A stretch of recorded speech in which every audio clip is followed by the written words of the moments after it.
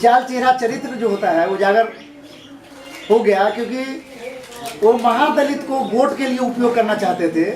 अति पिछड़ा को वोट के रूप में अति पिछड़ा का जो ढिढोरा पीटते थे सिर्फ और सिर्फ इसलिए कि उनका कल्याण की भावना उनके मन में नहीं थी। वो बार बार अति पिछड़ा बार बार महादलित का शब्द का उपयोग करके वो सिर्फ वोट लेना चाहते थे और वोट से मुख्यमंत्री बनना चाहते थे। लेकिन जब यही महादलित, यही पिछड़ा का एक संतान जो उनको लगातार वोट देकर के हीरो बनाने का काम किया और जब मुख्यमंत्री की कुर्सी पर विराजमान हो गया तो उनको पेट में दर्द होने लगा। ये बहुत ही निंदनीय है। उनका जो चेहरा है ये उजागर हुआ कि भाई अति पिछड़ा महादलित का जो जाप वो करते थे नीतीश जी, ये जाप जो है सिर्फ वोट बैंक की राजनीति थी। उसमें समाज का कल्याण, अति पिछड़ा का कल्याण या महादलित का कल्याण का हित इसमें कहीं कोई समाहित नहीं था। मांझी जी ने जो दलितों के लिए काम किया, नीतीश जी कहते थे कि महादलित के हम बहुत बड़े हितैषी हैं, तो नीतीश जी के समय में 3 डिसमिल जमीन दलितों के लिए दिया जाता था। श्री मांझी जी ने 5 डिसमिल जमीन करने का काम किया कि भाई घर छोटा नहीं रहेगा, घर थोड़ा बड़ा हो जाएगा। श्री नीतीश कुमार उसको 20,000 रेट फिक्स कर दिए थे। बताइए हमको कि कहीं महुआ में 3 डिसमिल जमीन 20,000 में मिलेगा क्या? तो राधा को न 9 मन तेल होगा न राधा नाचेगी। तो नीतीश कुमार बेवकूफ़ बनाते थे। 90% जो पैसा का आवंटन होता था वापस हो जाता था, क्योंकि महादलित भाइयों के पास जमीन ही नहीं है। तो जब जमीन नहीं होगा तो घर कहाँ से बनेगा? आकाश में तो घर बनेगा नहीं नीतीश कुमार की तरह। वो तो सरकारी जमीन पर बंगला बनाते हैं, लेकिन गरीब तो सरकारी जमीन पर बंगला बनाएंगे नहीं। तो श्री मांझी जी ने 5 डिसमिल जमीन देने का फैसला किया और सरकारी रेट नहीं, जो सामान्य रेट बाजार का मूल्य है मार्केट रेट से उस जमीन को खरीदने के पैसा देने का भी कैबिनेट से उन्होंने अनुशंसा किया। ये देखिए, इससे बड़ा दलित का हित नहीं हो सकता। नीतीश कुमार फर्स्ट डिवीजन किए हुए लोगों को 10,000 रुपया देते थे। मांझी जी ने कहा कि भाई देखिए, फर्स्ट डिवीजन कुछ संपन्न वर्ग के लोग ज़्यादा करते हैं, गरीब उसमें सेकेंड डिवीजन अगर 5 नंबर से 10 नंबर से छूट जाता है, इसका मतलब ऐसा नहीं कि गांव में रहने वाला मेरिट वाला नहीं है। तो सेकेंड डिवीजन वाला जो लोग हैं उनके लिए भी छात्रवृत्ति की राशि उन्होंने 8,000 रुपया किया। देखिए, इससे लाखों कम से कम 50 लाख छात्राओं को फायदा हुआ। श्री मांझी जी दलित, महादलित एवं अन्य वर्गों को अति पिछड़ा के छात्राओं के लिए इंटर के बाद छात्राएं स्कूल का पठन पाठन छोड़ दिया करती थी। एमए तक की शिक्षा को श्री मांझी जी ने मुक्त करने का काम किया। ये सराहनीय कदम है। आप गृह विभाग को ले लीजिए, इसमें पुलिस कर्मियों का जो वेतन है वो 12 महीने की जगह पर, चूंकि वो ओवर ड्यूटी करते हैं, ज़्यादा ड्यूटी करते हैं, तो उनको 12 महीने की जगह पर 13 महीने जो करने का उनका फैसला था कि उनको हम 1 महीना का एक्स्ट्रा देंगे, 13 महीना देंगे।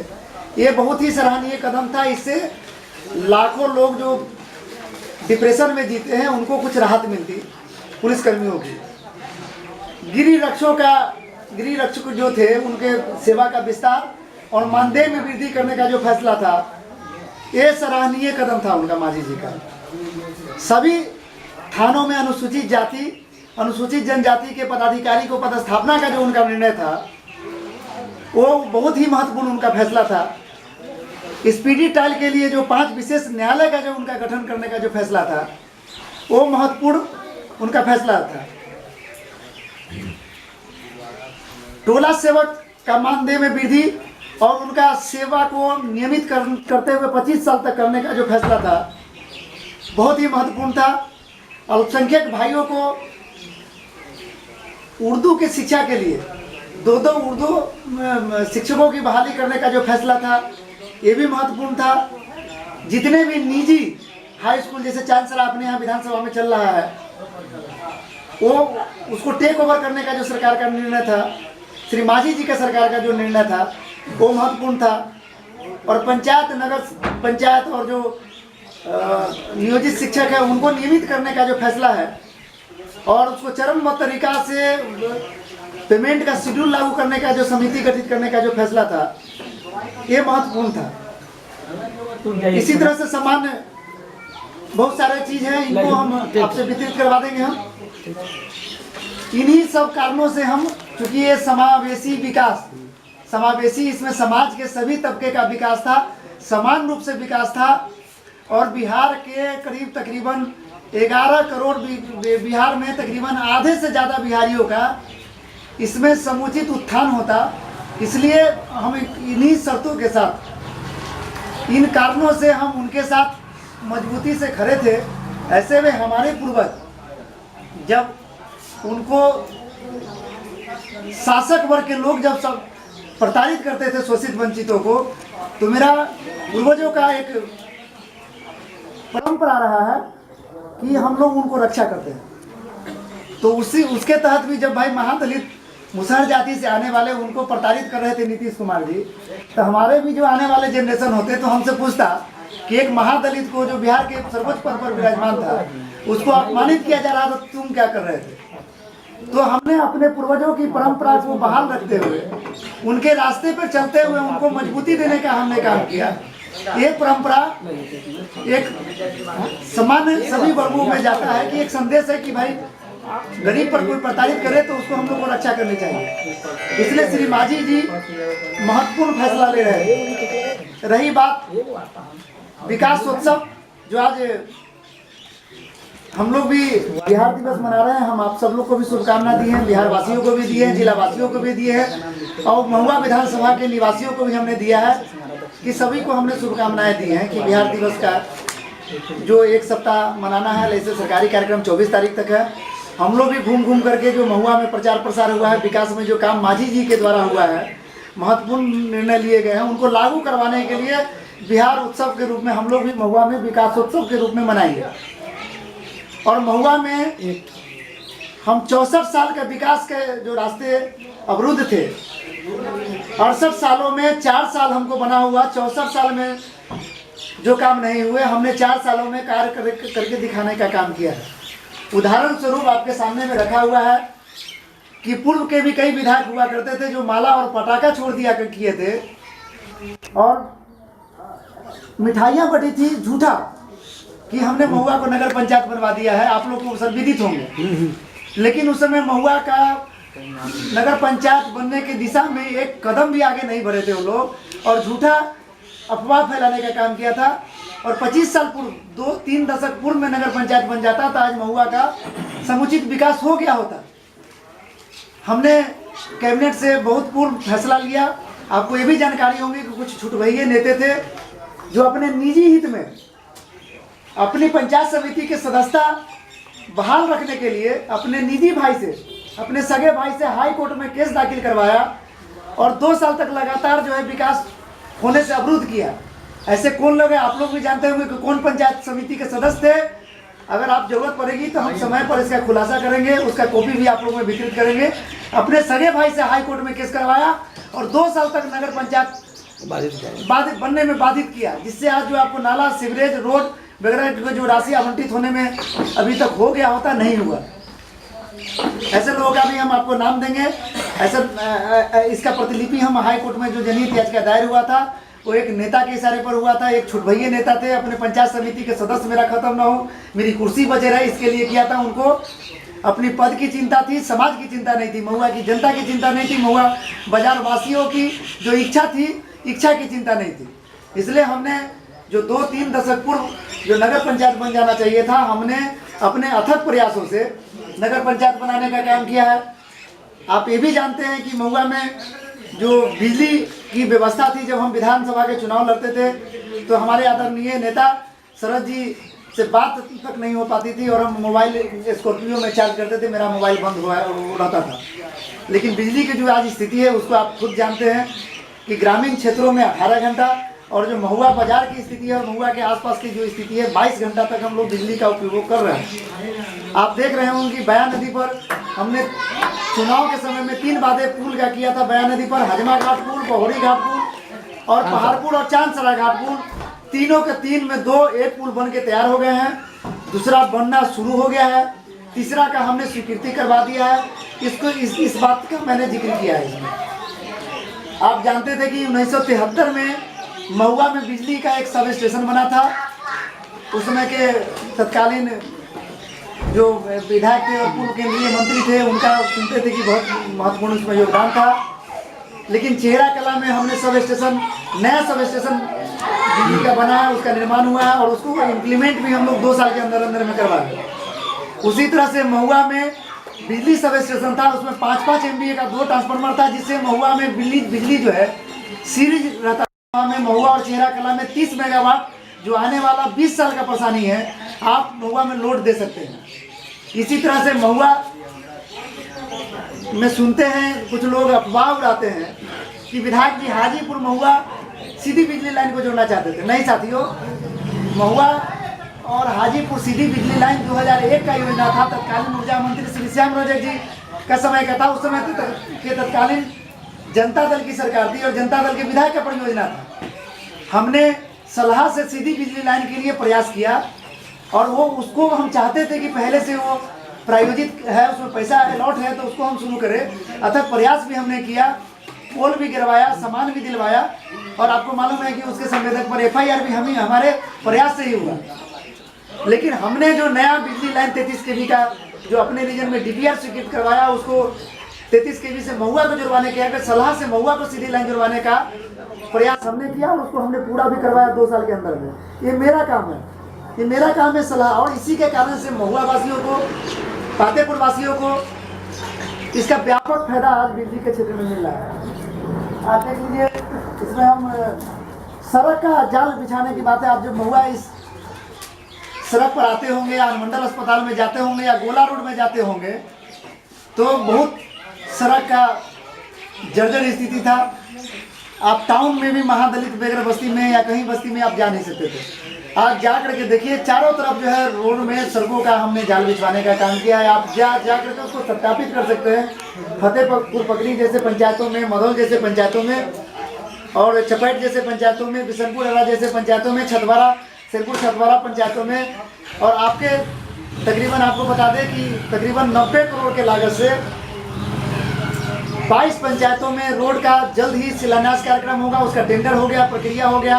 1 सप्ताह के अंदर में काम भी शीघ्र शुभारंभ होने जा रहा है। 90 करोड़ की लागत, हाँ 90 करोड़, तकरीबन 90 करोड़ के लागत से सड़कों का जाल होगा, जो तकरीबन जो बन गया है या बनने वाला है, ये मिलाकर के तकरीबन 350 किलोमीटर सड़क बन गया है या बनने के प्रक्रिया में। ये बहुत बड़ी उपलब्धि है महुआ वासियों के लिए और ये 64 साल के इतिहास को हमने तोड़ने का काम किया है। इन सब बातों के लेकर के हम आपके साथ मिलना चाहते थे, अपनी बातों को रखना चाहते थे। और समाज में समावेशी विकास तभी होगा जब सभी वर्गों का विकास होगा। समाज में न्याय के साथ विकास तभी होगा जब सिर्फ एक जात की सरकार, एक जात के मुख्यमंत्री अपने समाज की बात नहीं करेंगे। अगर नीतीश कुमार जी को हम आज के डेट में आप लोग के माध्यम से चुनौती देना चाहते हैं कि BPSC में जितने भी भर्ती हुए हैं, दरोगा के जितने भर्ती हुए हैं या स्वास्थ्य विभाग में जितने भी भर्ती हुए हैं, हम अभी के वर्तमान सरकार नीतीश कुमार को चुनौती देना चाहते हैं कि दुनिया के सबसे जातिवादी कोई व्यक्ति है तो नीतीश कुमार है। और सभी बहाली की अगर CBI जांच अगर कर दी जाए BPSC का, दरोगा का, तो उनके खास जाति विशेष का लोगों का उसमें भर्ती हुआ, बहुत बड़े पैमाने पर नियमितता हुई है। इसलिए समावेशी विकास, न्याय के साथ विकास, सुशासन का राज, सब इनका ढोंग है, ढकोसला है। इनके जैसा दुनिया में कोई जातिवादी व्यक्ति नहीं होगा। दुनिया का सबसे काशिष्ट व्यक्ति कोई है तो नीतीश कुमार जी है। रही बात लालू जी का, श्री लालू प्रसाद यादव जी कहा करते थे गरीब वोट का राज तो छोट का राज, लेकिन उनका वोट का राज और छोट का राज का ढकोसला जो है लोगों के सामने में आ गया। क्योंकि मुसहर जाति से कोई ज़्यादा छोटा कोई जाति नहीं होगा इस समाज में, तो वो एक्सपोज हो गए हैं पूरी तरह से। और सबसे आश्चर्य की बात यह है कि 34,000 यादव वर्ग के लोगों को जेल में फर्जी मुकदमा में नीतीश कुमार ने अपने रीजन में 8.5 वर्षों में जेल भेजने का काम किया। उसके जाति के लोगों को थाना पर जाने से माओवादी की तरह ट्रीट करता था, तो उनको उनसे घृणा किया जाता था। उनके जितने भी शिक्षित वर्ग के लोग थे, चपरासी, कर्मचारी और BPSC किए हुए, दरोगा, सबको वेटिंग फॉर पोस्टिंग में उनको इंतजार किया जाता था।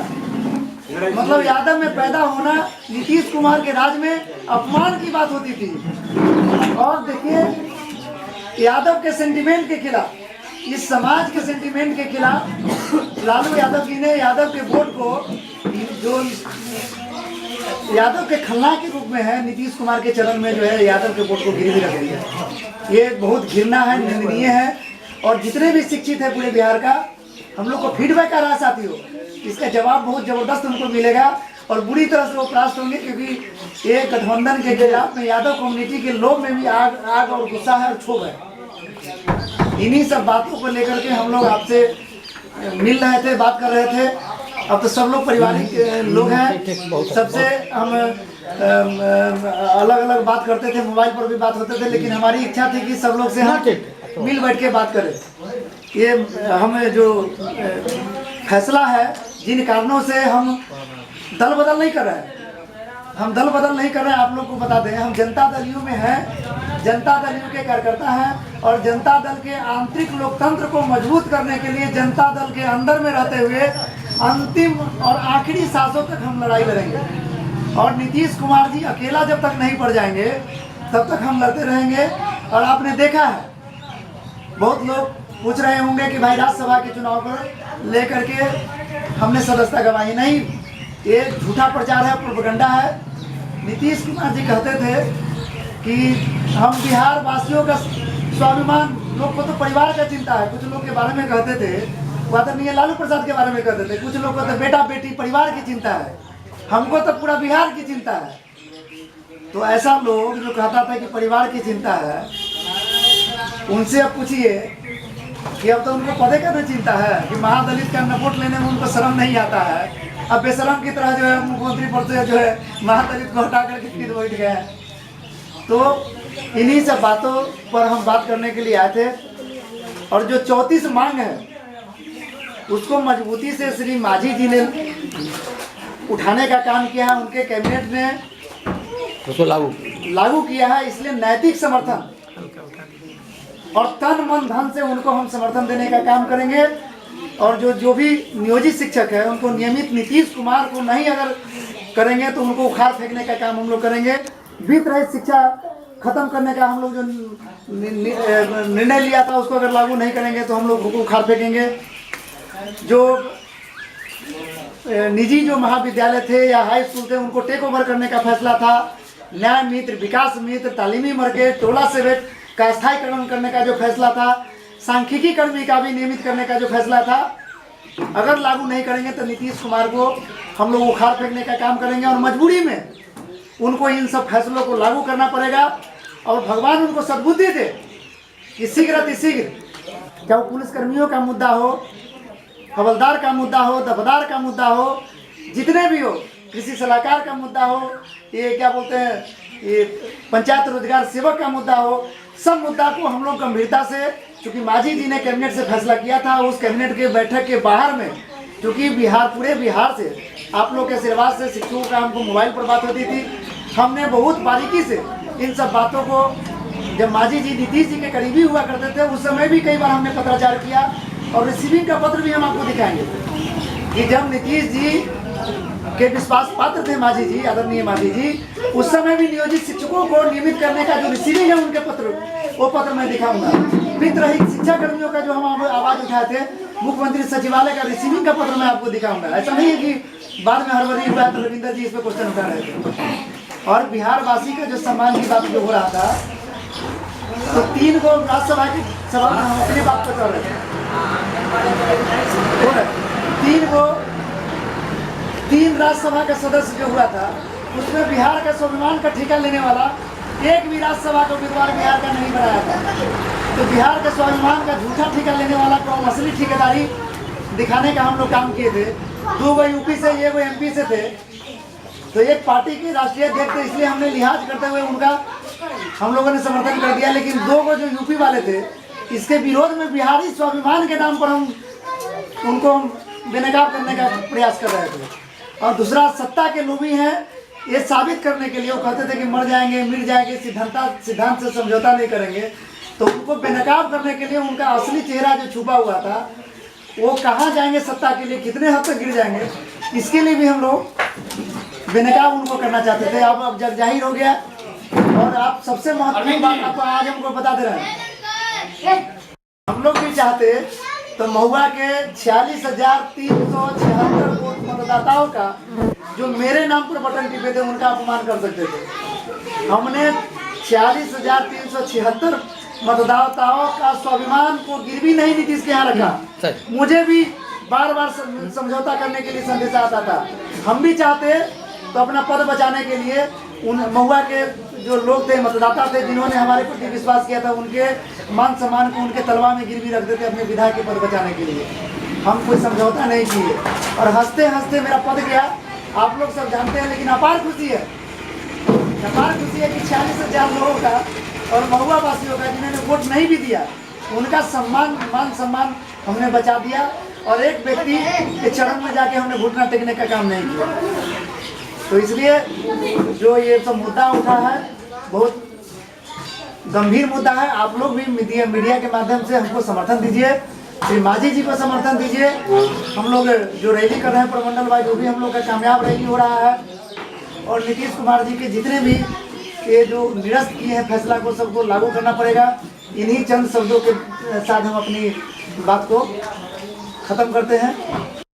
तो सीबीआई जांच हो तो उनका पोल खुल जाए। बिल्कुल खुल जाए।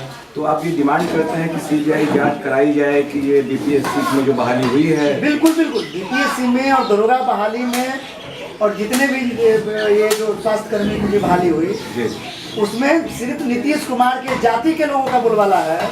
और हमने ये कहा है कि अगर इसकी श्वेत पत्र जारी कर दो, मैं उनको किन जातियों का सर्वाधिक है। देखिए, एक जाति सिर्फ नीतीश कुमार की जाति की मैं बात कर रहा हूँ। नीतीश कुमार का शिष्ट है और जातीय प्रेम में इतने अंधे हो गए कि न्याय के साथ विकास, समावेशी विकास, समतामूलक समाज का उनका जो नारा था, इसको मैं चुनौती दे रहा हूँ। अगर समता एकदम ढोंग है, आप उसका श्वेत पत्र जारी कर ले, उनका ट्रांसपोर्ट पुस्तिका जारी करेंगे तो आपको पता चल जाएगा कि मिजोरम से, नागालैंड से और अन्य प्रदेश से उनको एक जाति विशेष के लोगों को नीतीश कुमार की जाति विशेष के लोग जाति देख करके नीतीश कुमार अपने जाति विशेष ट्रांसफर पोस्टिंग या नियुक्ति भी सीबीआई जांच करा ली जाए तो उसमें पोल खुल जाएगा और नीतीश कुमार जी कार्यकाल का 8.5 वर्षों का कार्यकाल, नीतीश कुमार जी के 8.5 वर्षों का कार्यकाल का अगर सीबीआई जांच करा दी जाए, जो नियुक्ति हुई है बीपीएससी में, दरोगा में, उसमें नीतीश जी जेल के अंदर में होंगे। और इसमें मैं दावे के साथ कह सकता हूँ कि नीतीश कुमार की जाति का बोलबाला है और 98% लोग उसमें छाड़ दिए गए। आप देख लीजिए, मैं दावे के साथ कह सकता हूँ। बीपीएससी, दरोगा और मेडिकल घोटाला तक हुआ है। आप क्या मेडिकल, चाहे वो एमबीबीएस का सीट हो या वो स्वास्थ्य कर्मियों की बहाली हो या शिक्षकों की भी बहाली हो, जो टीटी के माध्यम से हुआ है, उसमें खास जाति वर्ग के लोगों का हुआ, उसमें नीतीश कुमार के इशारे पर सब धांधली हुआ। दुनिया में इनसे बड़ा काशिश, इनसे बड़ा कोई दुनिया में काशिश नहीं है। ये बातें आज आप विकासोत्सव समारोह में बिल्कुल हम दावे के साथ कर रहे हैं। अभी एक बार नहीं, बार बार कहेंगे, क्योंकि नीतीश कुमार की जाति की आबादी को देख लीजिए और जो उनको गर्व के साथ जो वोट देता था महादलित, 22% आबादी है, दुनिया भर में लगा दी 22% आबादी महादलित का है और तकरीबन 30% अति पिछड़ों का है। अगर समावेशी विकास, समतामूलक समाज का होता तो महादलित के प्रताड़ित करके व्यक्ति को मुख्यमंत्री पद से नहीं हटाते। समावेशी विकास तो तभी हो सकता है ना कि जो जिनका ज्यादा वोट है, जिनका वोट परसेंटेज है, उनको आप मुख्यमंत्री पद पर रहने देते। 4 महीना बर्दाश्त नहीं होगा, ढोंग तो है ही। और सबसे बड़ी बात है कि देखिए, एक अहंकारी एक भ्रष्टाचारी मिल गए, एक अहंकारी दूसरा भ्रष्टाचारी, दोनों मिल गए हैं।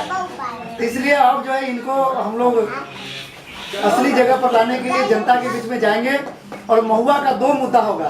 फर्जी बिल वापस लो, फर्जी बिजली बिल वापस लो। और दूसरा देखिए कितना जलनशील है कि नगर पंचायत हमने बनवाया और विकास के लिए पैसा नीतीश कुमार जी इसलिए नहीं दे रहे हैं कि महुआ के विधायक रविंद्र यादव है।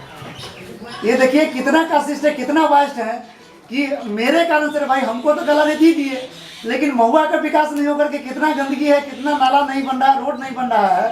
तो नीतीश कुमार द्वेषपूर्ण कार्रवाई कर रहे हैं, उनके इशारे पर ही महुआ में पैसा नहीं आ रहा है। इसलिए जब 8.5 साल तक बिजली नहीं था महुआ में, तो हजारों लोग का जो बिजली बिल फर्जी बना है उसको वापस ले। आज के दिन में हम विकासोत्सव हो रहा है, तो न्याय का विकास तभी होगा जब फर्जी बिल जो लाखों लाख किसानों का गया हुआ है, 8.5 साल से जहाँ से ट्रांसफार्मर नहीं थे, ट्रांसफार्मर जले हुए, तो वहाँ बिजली का बिल 50,000 किया हुआ है। ऐसे तमाम महुआ विधानसभा में और जिला में जो लोग हैं, ऐसे लोगों के लिए हम आंदोलन करेंगे कि जो फर्जी बिल, जब बिल नहीं था, बिजली नहीं था, तो किस चीज़ का बिल, इसलिए फिर फर्जी बिल वापस हो, सरकार इसको माफ़ करे, माफ़ करने की प्रक्रिया को तुरंत शुरू करे और ऐसे लोग का बिल माफ़ होना चाहिए।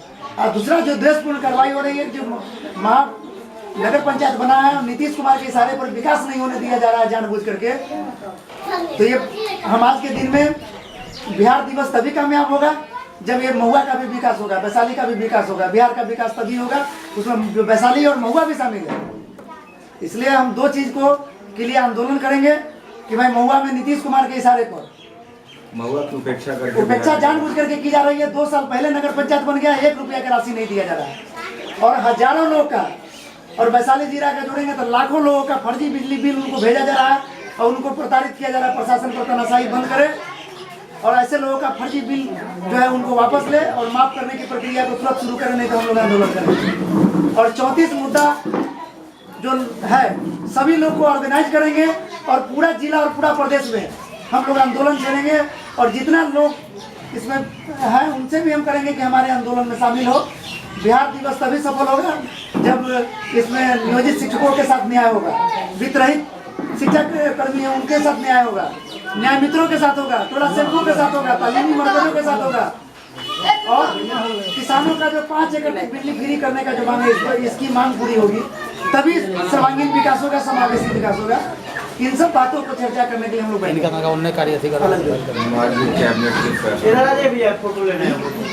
नीतीश कुमार बहुत से योजनाओं का शुभारंभ भी कर रहे हैं, क्या लग रहा है योजना का क्रियान्वयन हो पाएगा?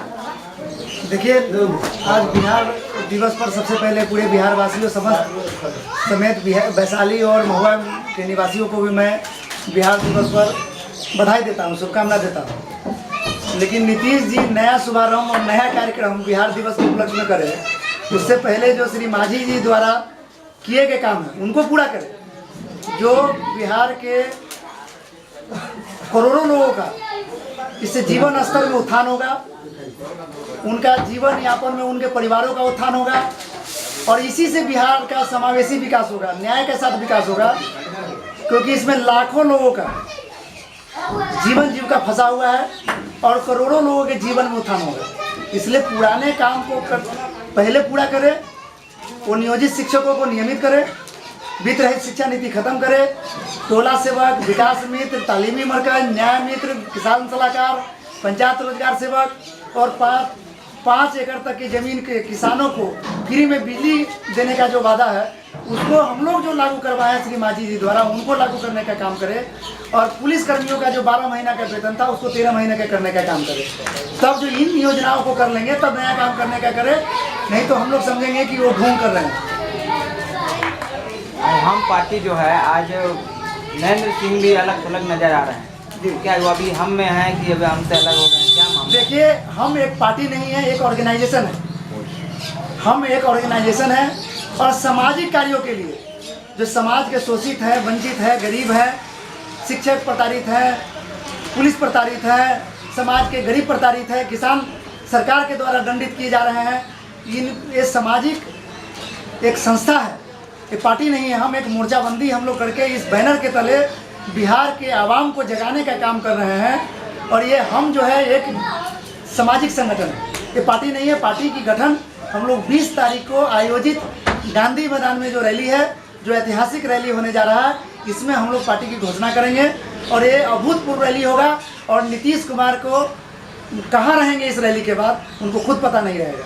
नरेंद्र सिंह जो अभी अलग थलग पड़े हुए हैं, अभी उतना जो क्रियाशील नहीं है इस हम मोर्चा में, तो क्या नरेंद्र सिंह से नाराज चल रहे हैं? देखिए, कल भी आपको मालूम होगा कि हम लोग का मगध प्रमंडल का रैली था और उसमें श्री नरेंद्र सिंह समेत सारे साथी वहाँ पर उपस्थित थे और अभूतपूर्व कार्यक्रम था और वहाँ पे तादाद तकरीबन 80 से 90 हज़ार लोगों की थी और ऐसे ऐतिहासिक कार्यक्रम अभी तक वहाँ नहीं हुआ जिसे लोगों के द्वारा सुना गया। और आश्चर्य की बात ये था कि उस कार्यक्रम में कोई भाड़े के लोग नहीं थे, स्वतः लोगों ने उसमें भागीदारी दी और सफल कार्यक्रम था। हम लोग बिहार दिवस के उपलक्ष्य में नीतीश जी को इतना ही सद्बुद्धि भगवान उनको दे कि जो उनके अंगू मंगू चंगू जो अगल बगल में बैठे हुए हैं जो लाखों करोड़ों के हित को न दे करके उनको भ्रमित कर रहे हैं, भगवान उनको आज के दिन में सद्बुद्धि दे। और जो लाखों करोड़ों लोग जो इंडियनबाजी करके जिंदाबाद इनकलाब कर रहे हैं, उनको जीवन यापन निमित्त करने का काम करे। इसी से बिहार का भलाई है, और छात्रों का भलाई है, किसानों का भलाई है, बिहार का सर्वांगीण भलाई है। ललन सिंह कल आरोप लगा रहे हैं कि बीपीएससी में जो कम योग्यता वाले लोगों को मदरसा चेयर बोर्ड में कम योग्यता वाले आदमियों को जो भर्ती कर दिया गया है, काफ़ी आरोप 5 सवाल उन्होंने पूछा है। इस सवाल में क्या कहना है? देखिए, हम तो चंगू और मुंगू के बातों को जवाब नहीं देते। उनके नेता, उनके जिसको वो सर्वमान्य नेता कहते हैं, उनको खुली चुनौती देते हैं कि जिस मुद्दे पर वो बहस करना चाहें। पटना के गांधी मैदान उनके सचिवालय से दूर नहीं है। वो हमारे मांझी जी से साक्षात करने की जरूरत नहीं है, रविंदर यादव से सिर्फ उनको चुनौती खुले देता है कि वो मीडिया के माध्यम से खुली बहस करा ले, और पूरा देश और बिहार की जनता और मीडिया देख लेगी कि किसके दावे में कितना दम है। नीतीश कुमार दुनिया के सबसे जातिवादी व्यक्ति हैं, और उनको जाति प्रेम में इतने अंधे हो गए हैं कि जो उनके शासनकाल में जो दरोगा की बहाली हुई है, पुलिस की बहाली हुई है, स्वास्थ्य कर्मियों की बहाली हुई है, उसकी अगर सीबीआई जांच हो तो जेल के अंदर में होंगे। इनके नेता जो आपके जिनके बारे में पूछ रहे हैं, उनके नेता जेल में होंगे, नीतीश जी जेल में होंगे, और उनको बेल नहीं मिलेगा। और उसमें खास जाति विशेष वर्ग के लोग हैं, और नीतीश जी के जाति के लोग हैं। उसमें समावेशी विकास कहाँ चला गया? न्याय के साथ विकास का ढोंग उनका कहाँ हो गया? यही सामाजिक समरसता है, यही समतामूलक समाज है। एक जाति का विकास करेंगे। बिहार में आईएएस की कमी हो गया तो मिजोरम और नागालैंड से लाते हैं। जाति प्रेम में इतने अंधे हो गए हैं कि महादलित को प्रताड़ित करते हैं। वोट लेने में शर्म नहीं लगता, लेकिन वही महादलित जब मुख्यमंत्री बन जाता है तो आपको पेट में दर्द होता है। अति पिछड़ा वोट बैंक का क्या बंधुआ मजदूर है क्या आपका? अति पिछड़ा बंधुआ मजदूर नहीं है, महादलित बेवकूफ नहीं है, और बेवकूफ बनाना छोड़ दें नीतीश जी। उनका अंत समय आ गया है, और उनका आबादी कितना है, उनके पास मूलधन नहीं तो ब्याज नहीं। भात दाल पर चटनी डाल दीजिए, कहिए कि भात दाल भी मेरा, ऐसा होता है क्या? चटनी का है कि भात दाल भी मेरा, ऐसा होता है क्या? इसलिए नीतीश कुमार ढोंगी हैं, दुनिया के सबसे काशिष्ट हैं, और उनके शासनकाल में जितनी भी नियुक्तियाँ हुए हैं उसमें उनके जाति विशेष के लोगों की भर्ती हुई है, और 98% लोगों को इग्नोर किया गया। आपस में मर जाएंगे और जड़ भी जाएंगे, और इनका चुनाव आते आते कहाँ रहेंगे, कहाँ विलीन हो जाएंगे, इनको पता नहीं होगा।